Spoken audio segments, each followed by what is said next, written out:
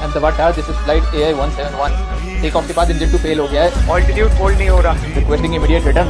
mayday AI-171 understood. आपको return का clearance मिल गया है। करंट ऑल्टीट्यूड और हेडिंग क्या है? बस 625 फीट पे है। कंट्रोल रिस्पॉन्स बहुत स्लो है। हेडिंग 040 रखने की कोशिश कर रहा हूँ। शायद हम रनवे तक ना पहुँच पाए। हो मुक्का that AI-171 turn left 020। I repeat turn left 020। अब सिर्फ 2 नॉटिकल माइल्स दूर है रनवे से। सारी इमरजेंसी टीम स्टैंड बाय पे है। Do not panic. दोनों इंजन फेल हो गए।